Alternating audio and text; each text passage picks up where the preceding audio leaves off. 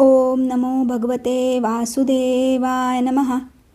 श्री अधिकमास महात्म्य कथासार अध्याय 31. या शेवटच्या अध्यायामध्ये आपण सर्व कथांचे सार ऐकणार आहोत. चला तर मग आजच्या या शेवटच्या अध्यायाला सुरुवात करूयात.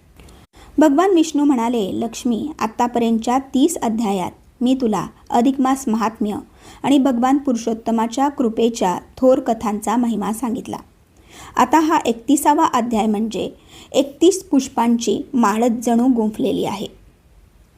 31 वातींचा हा एक दिवाच प्रकाशित केलेला आहे. ही माला आणि हा दीप भगवान गोपाल, राधाकृष्ण, मुरलीधर यांना अर्पण केले आहेत.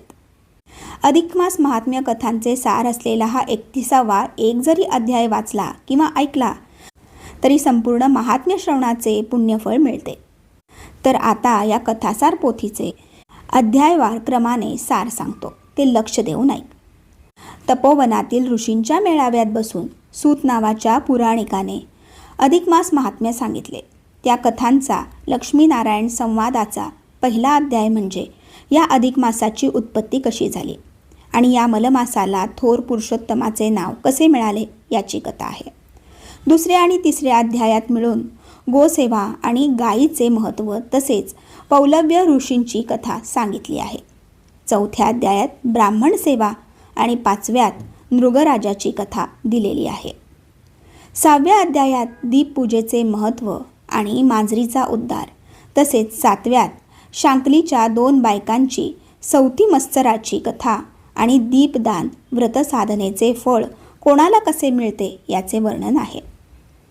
8व्या अध्यायातील कथा म्हणजे एका चिकू माणसाच्या बायकोने त्याला पाण्याऐवजी दूध दिले. ते प्रवासात त्याने वाळूळात ओतले, त्यामुळे शेष प्रसन्न झाला आणि त्याने त्या इस्माला अमाप धन देऊन श्रीमंत व सुखी केले. 9व्या अध्यायात महिष्मती नगरातील एका स्त्रीने आपले अधिक मासातील 7 दिवसांच्या स्नानाचे पुण्य एका म्हातारीला देऊन तिचा उद्धार केला, ही कथा दिलेली आहे. 10व्या अध्यायात मौन भोजन व्रताची अवंती नगरातील एका गरीब गृहस्थाची कथा सांगितली आहे. 11व्या अध्यायात अधिक मासातील पंचपर्वांपैकी व्यतिपात, वैधृती आणि अमावस्या तसेच 12व्यात द्वादशी आणि पौर्णिमा पर्वाचे महत्त्व सांगून त्याच्या कथा दिल्या आहेत. 13व्या अध्यायात त्रिरात्र व्रत, दशमी एकादशीसह द्वादशी या तिन्हींचे मिळून महत्त्व दिलेले असून 14व्यात त्यासंबंधी द्वादशीचे साधन व्रत तसेच दुर्वास मुनी आणि अमरीश राजा यांची कथा आहे.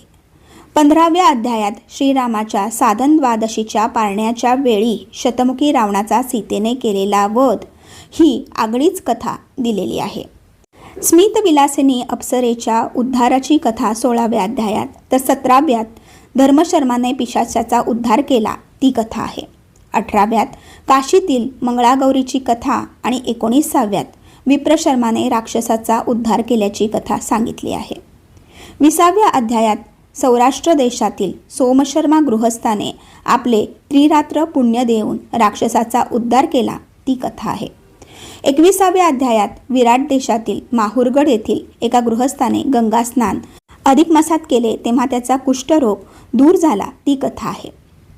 महिष्मती नगरीत एका गृहस्थाच्या घरी नारायण नावाचा एक सदाचारी मुलगा आला.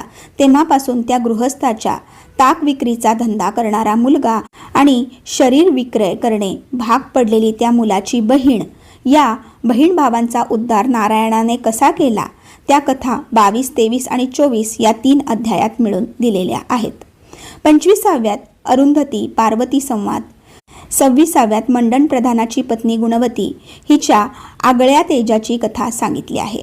27व्या अध्यायात साधारण 1 दिवस जरी अधिक मास व्रत केले तरी माणसाला मोक्ष मिळतो ही कथा आणि 28व्यात काश्मीर देशीच्या भिल्लीन पतिव्रतेची आगळी कथा दिलेली आहे.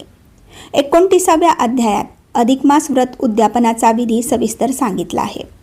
30व्या अध्यायात द्रौपदीने आधीच्या जन्मात केलेल्या अपराधामुळे द्रौपदीच्या पुढील जन्मात तिला कसा त्रास सोसावा लागला आणि तो भगवान पुरुषोत्तमाच्या सेवेने कसा दूर झाला याचे वर्णन आहे.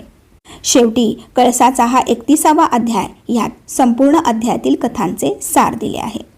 नारायण म्हणाले, लक्ष्मी, हा 31वा एकच अध्याय जरी वाचला किंवा ऐकला तरी माणसाला संपूर्ण अधिक मास महात्म्य वाचल्याचे किंवा ते पूर्ण ऐकल्याचे पुण्यफळ प्राप्त होते. सूत पुराणिकांनी हे संपूर्ण अधिक मास महिन्याचे महात्म्य आणि लक्ष्मीनारायण यांचा संवाद सर्व ऋषींना सांगितला. तो ग्रंथ मूळ संस्कृत भाषेत आहे. त्याचे ओवीबद्ध रूप अनेकांनी केलेले आहे.